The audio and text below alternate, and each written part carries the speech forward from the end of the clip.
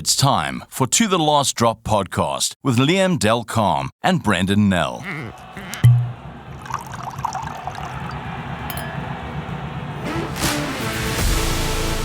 This is To The Last Drop. I'm Liam Delcalm. And I'm Brendan Nell. Welcome to our show. For those of you who are regular listeners, and I hope there are a few of you, welcome back. And to those of you who are new, we sincerely hope that you stick around. Brendan, this weekend, we go into the business end of the Challenge Cup as well as the Champions Cup. Not huge South African involvement, but the Sharks are still alive in the Challenge Cup. And a very, very interesting matchup they have.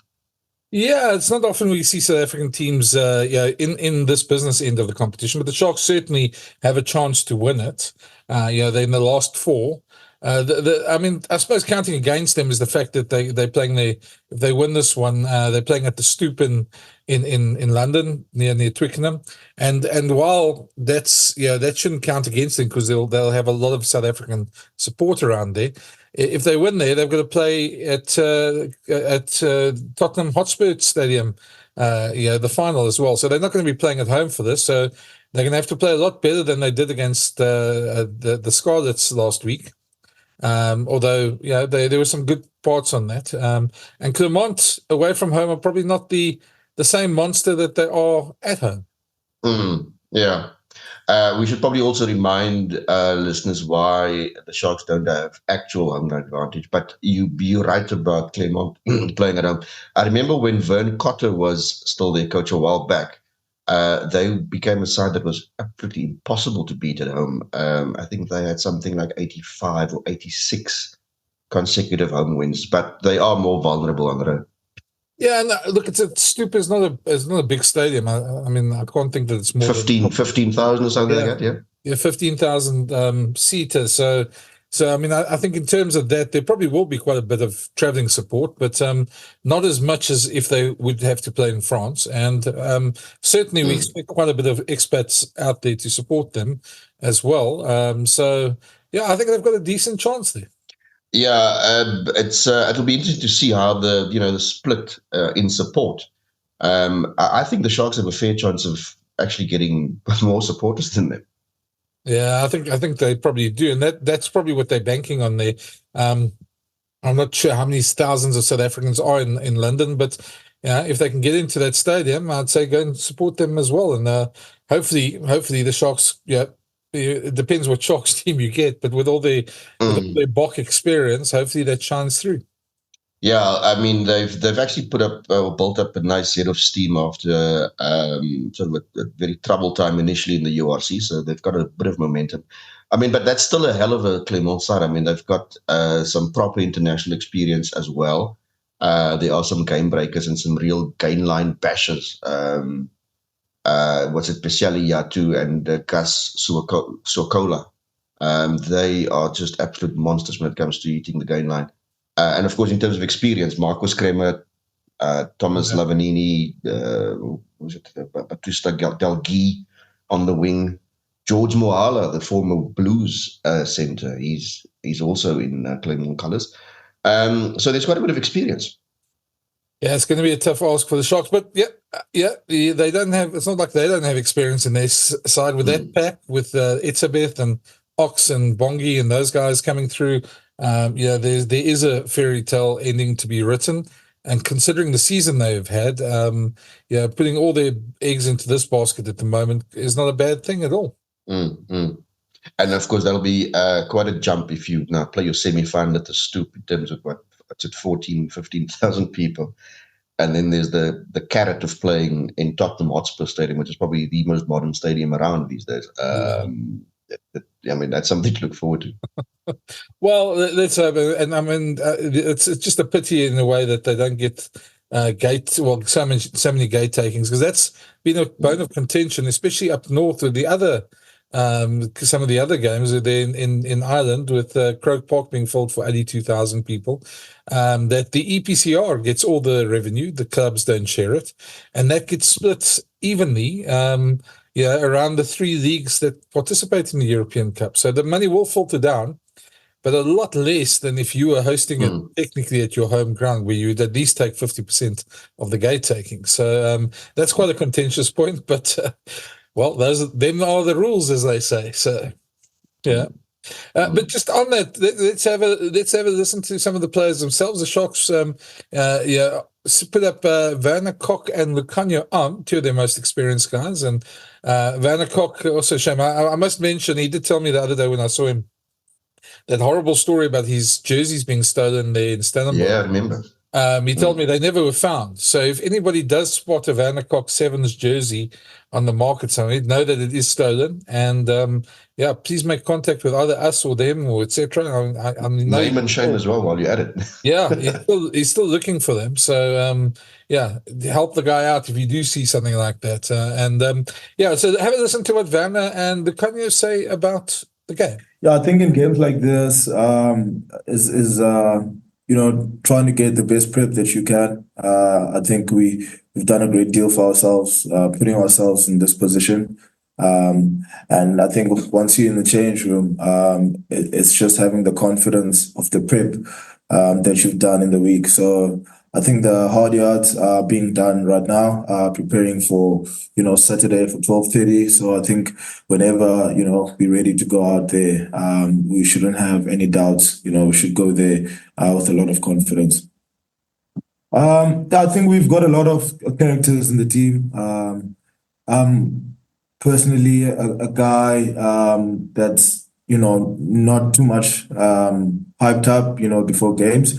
But there are certain games that bring something different. I think this one, it's a big one for us. I think everyone will be very hyped and excited. Playing semis, against the quality side. It will be really good. And we're really looking forward to it. Really excited.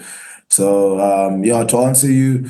It depends in certain games, but it also depends on the different guys and how's the mood and the vibe in the camp. But I'm more on the calmer side than the hype side. I think this one is definitely up there. I think the biggest one in the 50-man game was a Currie Cup game, but this is massive. I love playoff games. It's a very important one, not just for me. I think for every single player in the team, it's a massive one. And then for the Sharks, in general, for KZN, I think it's a good one to actually set it up for the final if we come through this one. But I'm sure we will. For me, very important. I think there's a lot to be done still here. I can't worry about my next stint at Ulster.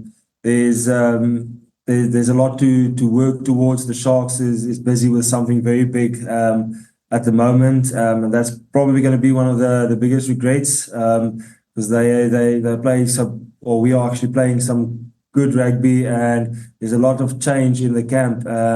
And the culture is also going towards to a place where it will be a phenomenal team and a championship team. But for now, it's all about the Sharks. Don't worry about anywhere else. And so it's the semi-finals and then hopefully finals. Yeah, I suppose we should touch briefly on some of the other games as well that we had the last weekend. But just from a different point of view, the Bulls did what we expected them to do against the Ospreys. I think it was a big ask after they win it against the Stormers for the Ospreys to come up to Loftus with the Bulls still smarting from the Munster defeat and to try and win there. Especially, I did realize that afterwards the Bulls' records against Welsh teams are 1-11, lost one, and the one they lost was that horrible game against the Dragons or the Scarlets last year. Where Johan Goosen missed touch, I think, about 6 times in the game. But they tend to, some of their biggest victories in the URC are against Welsh teams, and it's the second time this season they put up 60 points against a Welsh team. But to me, the aspect is not what we expected. But I had a chat and I asked Toby Booth, their coach, who's a fine fellow, by the way. If you ever get Yeah, it looks like an interesting guy. apparently last week in Cape Town when they beat the Stormers, somebody asked him, "What's it like touring?" And he said, "Well, it's great because it gets me away from my wife for a couple of weeks." So he's that type of guy to have a good laugh. And I asked him just about some of the perils of coming to a place like Loftus and how difficult it is for foreign teams. So have a listen. Yeah, we had a plan. Pretty much stuck to it. I thought we did stuck to it pretty well. There's a few moments where we strayed off our plan, got a bit loose. A discipline at times could have been better, but I was really pleased with our power game around scrum and around maul, obviously, to score. A big effort from the lads. 2 weeks at altitude to come away with 10 points. Not many people have done that. In fact, I'm not sure anybody has from where we come from. So, delighted. We've got some tremendous leaders. Ty being one of them next to me. Peter, obviously. We've got some warriors have been in some big moments, and we spoke a lot about moving on from frustrations, moving on from mistakes to that next job. And then we've spoken a lot about getting our power game going, getting our maul going. It's something that we drill a lot. I've been a bit frustrated with our lack of maul tries, haven't we, to be honest. So, no, as I say, that was one of the real special things from that win for me. It was our power game, both sides of the ball against a very good, big South African team. We spoke this time last year a lot about momentum. We'll take it game by game. Each game, we'll focus on that, focus on the next game. But this does give us a lot of belief and momentum. We get some guys back from injury. We've got a week off now when we prepare for Connacht the week after at home. Game by game. We developed a game, I'm not going to tell you where, minute elements of our game, but our fundamentals have always been there. We're a possession team. We're a bit disappointed we didn't get more score zone opportunities within the game. But again, when we were frustrated, I thought our composure was excellent. So I think that's what last year taught us, was just our composure in the fire, in the big moments, particularly away from home. Well, that's great to hear. I mean, you've got coaches who, there's still a few of them left, who were quite happy to share their opinions, and they don't sort of tiptoe around issues and give you the party line all the time. Yeah, and I think that's also, we always talk about the overseas players coming here to South Africa and seeing them play. But for us journalists, I feel it's a wasted opportunity if you don't take the chance to actually absolutely get to the overseas coaches, because there's often you pick up something else or a different trend or something that makes you think a bit differently about the game. Yeah. And in fact, on that score, Munster had a very good win over the Lions at Ellis Park. They showed all their champion qualities in that game. I mean, they played to the template that we've become used to. They stick to what they do well. They put teams under pressure. They make sure they get stuck into, make battles, basically get battlegrounds across the field, and they tend to win them. And they make it very uncomfortable for the opponents, and the Lions simply went up to it. And after the match, we spoke to Graham Rowntree and asked him about not just the champion qualities in that side, but things like they've won it last year. What have they done? Champion teams need to renew, and they need to find different ways to stay ahead of the pack. What have they done to improve themselves? And Rowntree was he did tiptoe a little bit about on what exactly they've done, but he was generally quite forthright. So have a listen. Toby, you guys have been one of the more successful teams traveling to South Africa. Do you like that stat? That's true. Well, against South African teams, really. But are teams from the north starting to work it out more? Or do you think? What are the challenges that you find still tough for you guys? I think both ways, really. I think when South African teams are going north, and vice versa, I think there's a lot to be said for those experiences. I mean, if I'm Rassie, I've got the best of both worlds, right? I've got a team that plays championship down there and a domestic competition that plays up there. I can learn quite a lot about how to win, against different oppositions and styles and bits and pieces. And also, the longer you're in it, your players are more aware, so they can adapt and shift. I think it's making better rugby players, that's for sure, more rounded rugby players that have to understand what's happening around them and how they can have to switch. One of the beauty of this competition is that you have to switch very, very quickly.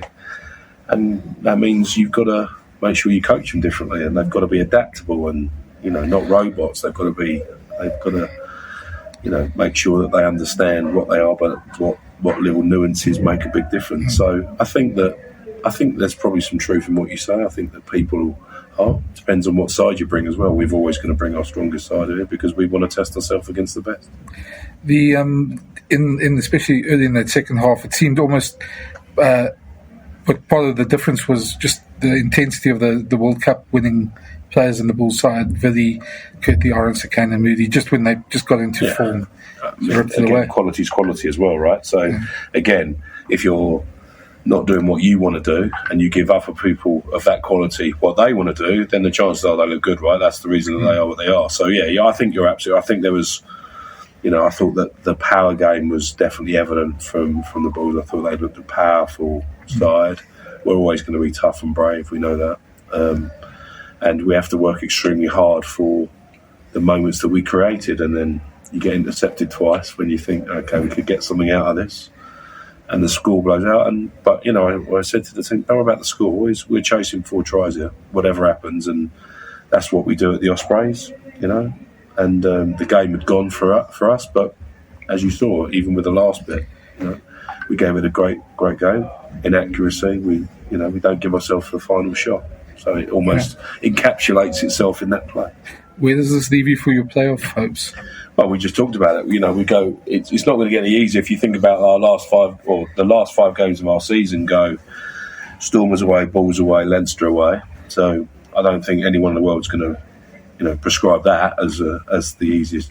And then obviously we have 2 Welsh derbies, which are very emotive. But we've got an idea in mind about, if you look historically at the table, about what you need to be into that top 8, and that would be progress.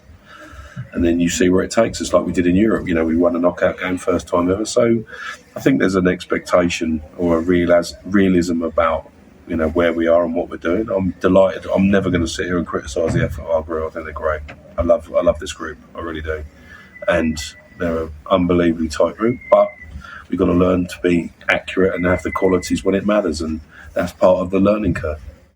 Well, I didn't expect him to give away all his secrets anyway, but he certainly is a coach with a pedigree, and he's one of those no-nonsense guys that, you certainly, when you ask him a press conference question, you're going to get a decent answer, and he's a guy who's he's not going to shy away from the tough ones either. So he's a good man, and it's good to see Munster doing well. But I think for me, the disappointment bigger than that, and we've spoken about this offline, that we must get Altman Ahlers, the Lions chairman and owner, on the show, because I think the thing that frustrates me the most is just the inconsistency of the Lions. And I don't know, we've spoken about it before. We don't know what more to say about it, but Saturday was a prime example.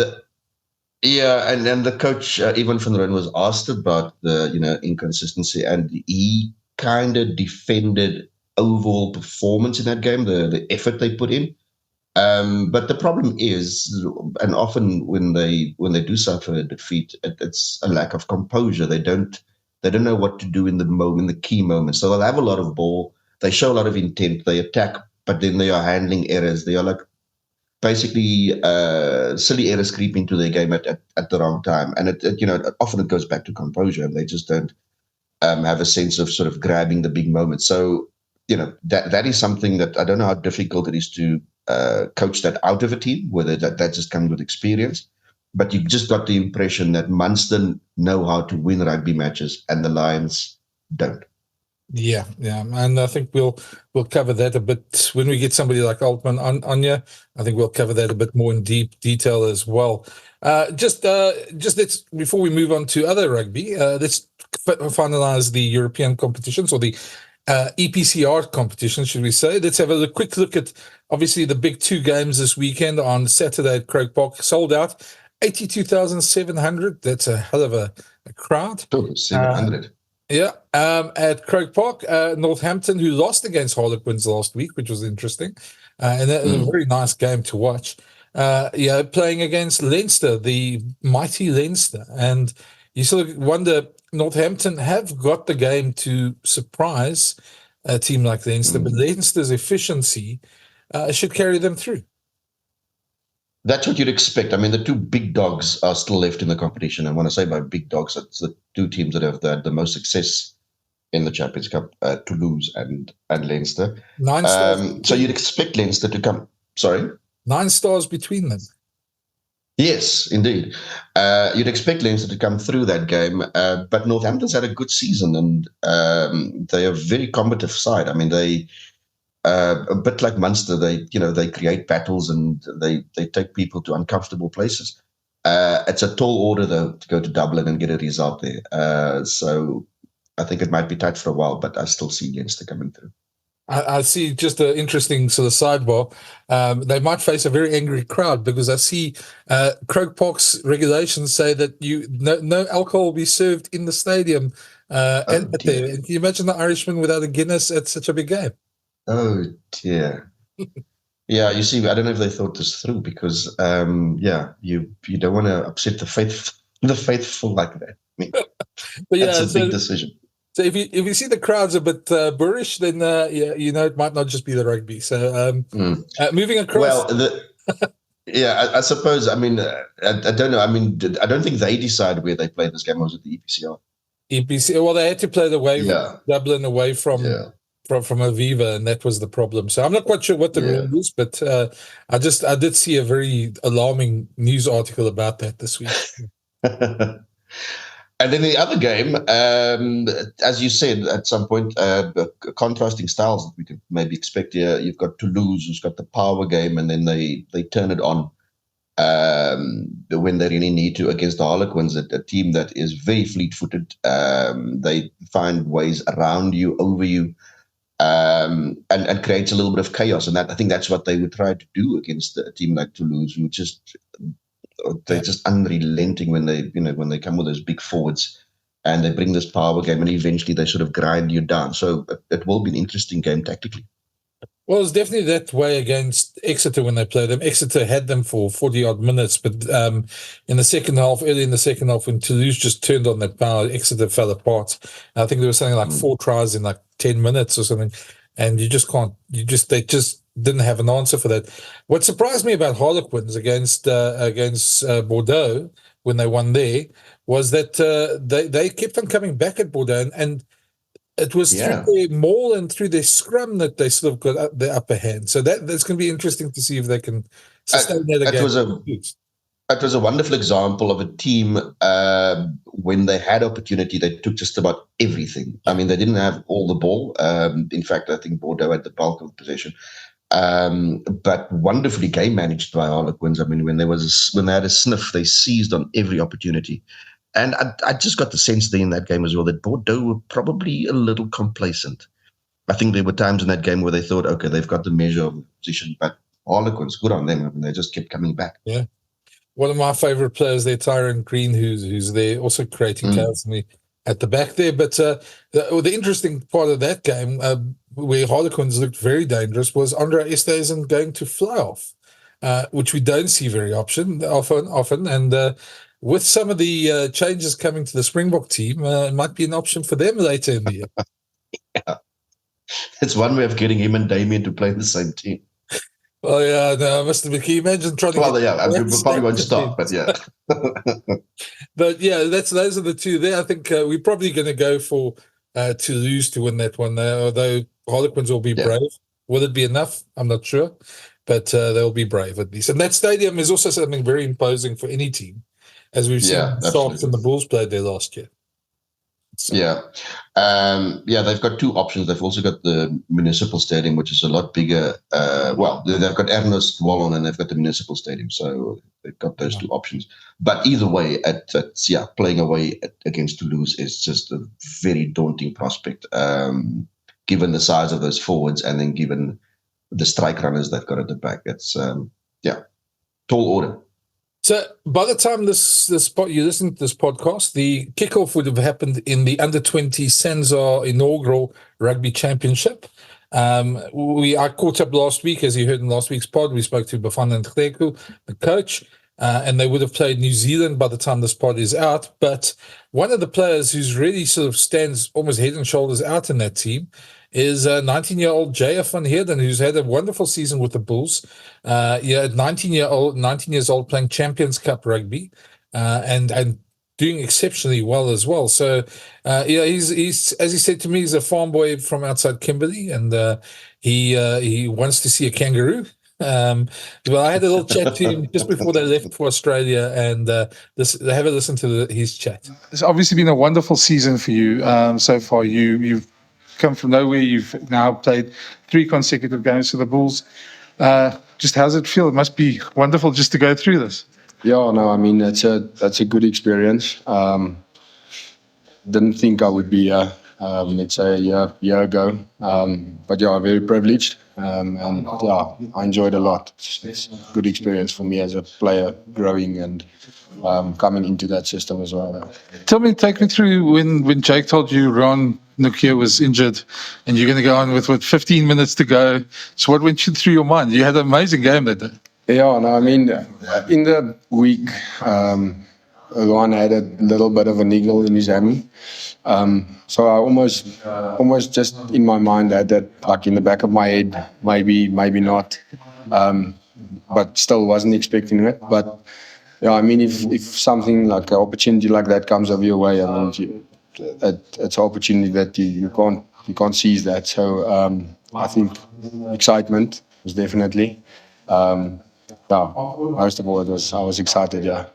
It's not often that, I mean, a 19-year-old comes straight into a Champions Cup, never mind URC as such. I mean, did you get that sense when you got to the Bulls that you might get that chance? Or was that anything to do with Vessel or your performances at other places? I mean, I've been in the senior setup training with him since after Junior Box last year. But yeah, I mean, I think it's, just training hard, and luckily the coaches, gave me my chance. But yeah, it was just in the system. How the ball falls, injuries and stuff like that happens. With Reinhard Ludwig moving to flank as well.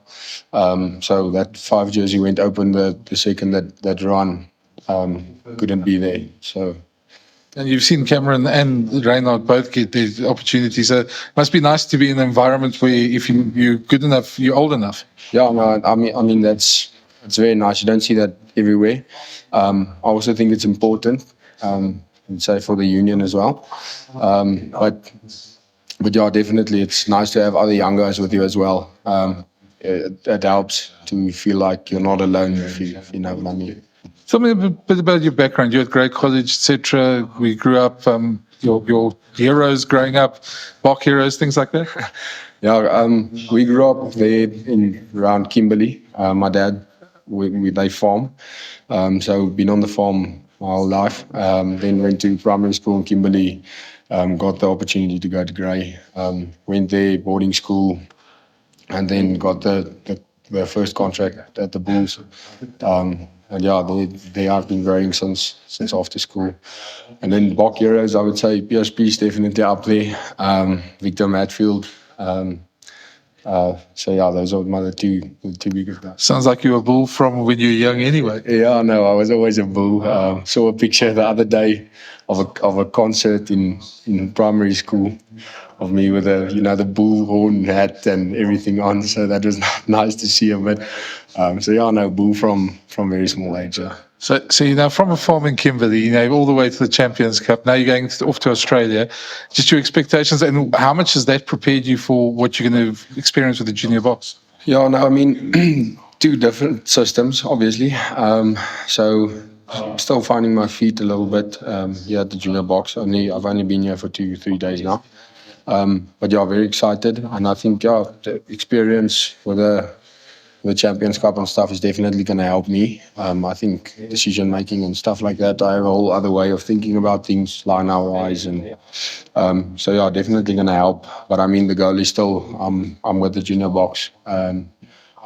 URC and Champions Cup doesn't have anything to do with that now. So I think the focus now is junior box and doing the best we can over there. You've been to the Sunshine Coast or Australia before? No, it will be my first time. So yeah, my dad told me about it. He says it's a nice place. So I'm excited about that. Anything in particular you're looking for? I want to see a kangaroo. so hopefully I can do that. But yeah, that main thing is the main thing. You don't get kangaroos in Kimberley, do you? No, Spurngars maybe. So. And speaking of kangaroos, Liam, the other interesting thing, which we'll come back to a bit later this year, is another All Black coach for the Wallabies. That's no new news. Joe Schmidt's been appointed a while back, but he held his first press conference in Sydney, and he's got a tough task after the demolition job that Eddie Jones did on Australian rugby. To resurrect them as well, and why it's interesting watching. I mean, Joe Schmidt, when he was Irish coach, is probably one of the more astute coaches, and probably was sort of built Irish rugby up for Andy Farrell to take it further, and that's why they are where they are today. And he was part of the All Blacks team that went to the World Cup final.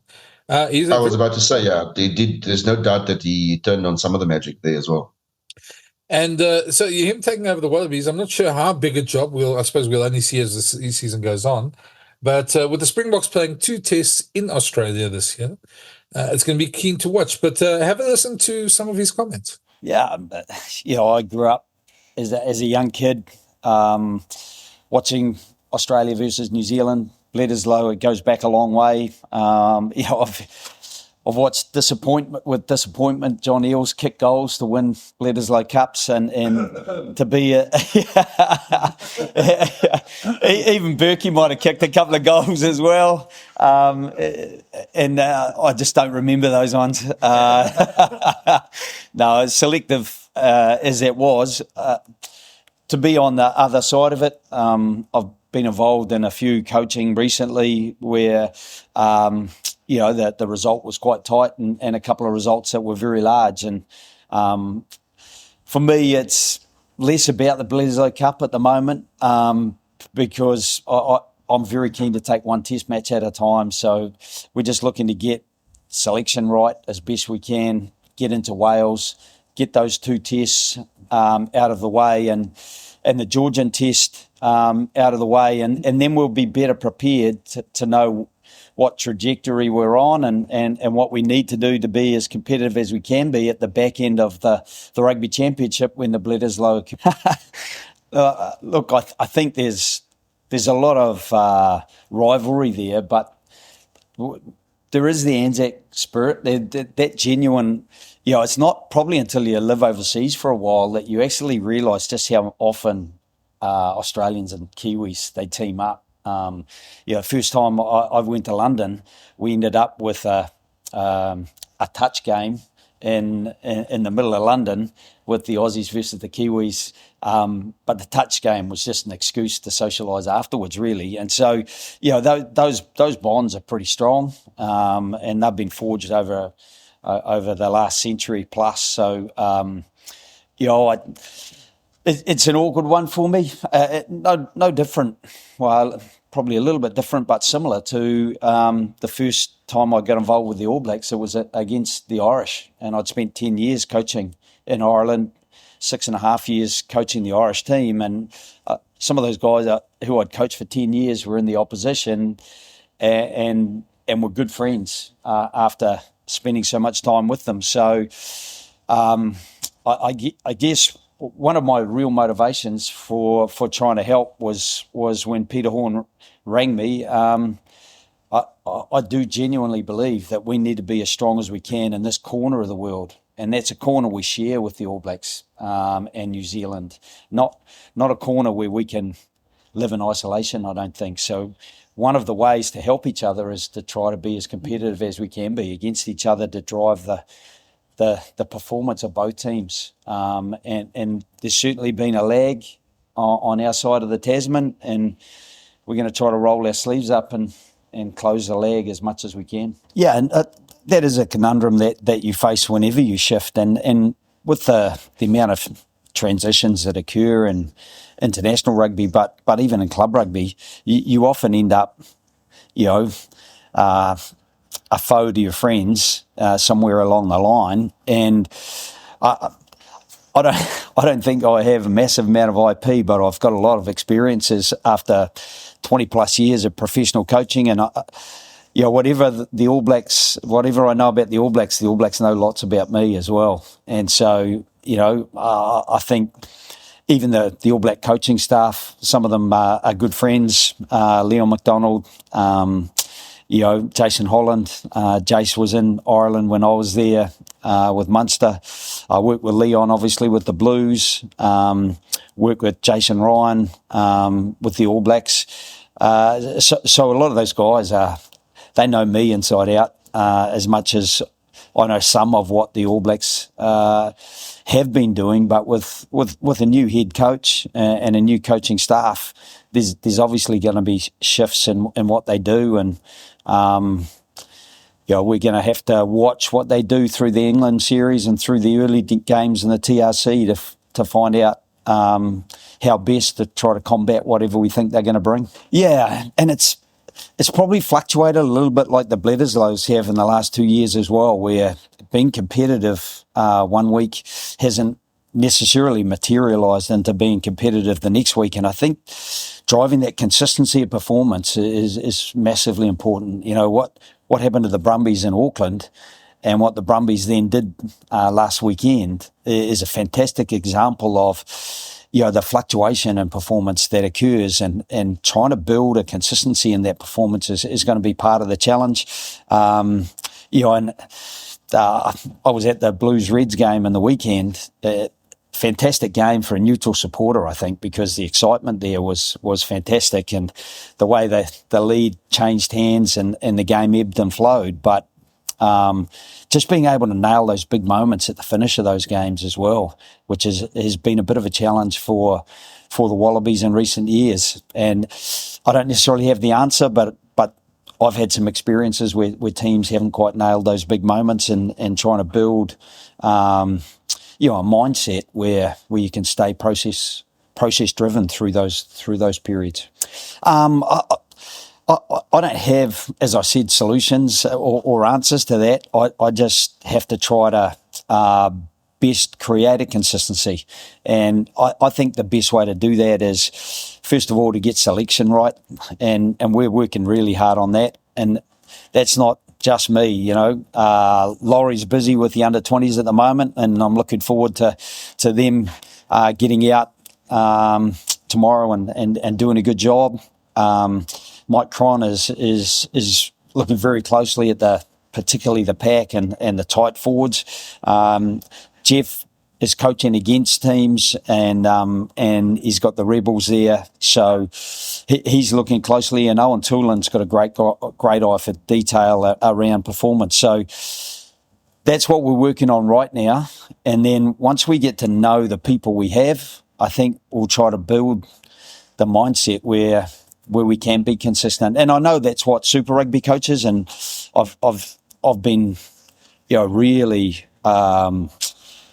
enjoying the interactions I've had with Super Rugby coaches. Some very interesting comments from Joe Schmidt there, and it's certainly going to be a tough international season ahead. We're not quite there yet. We're going into the playoffs of all the major competitions, so we've still got a lot to go there. But that's our episode this week. Next week we'll have another bumper episode, and if you haven't already picked a side for your Champions Cup or Challenge Cup, or hopefully we've given you some pointers. And we'll chat to you next week. Have a good longish weekend, if it is already a longish weekend. We'll try. I mean, we don't have that much live action back home, so we'll try and make the most of it. I'm sure that smoke of yours will be fired up at some point this weekend. Thanks for listening, and a reminder, you can find all the To The Last Drop podcasts on the Brendan Nell YouTube channel, iono.fm, Spotify, Player.fm, Pocket Casts, Google Podcasts, and iTunes, or wherever you find your favorite podcasts.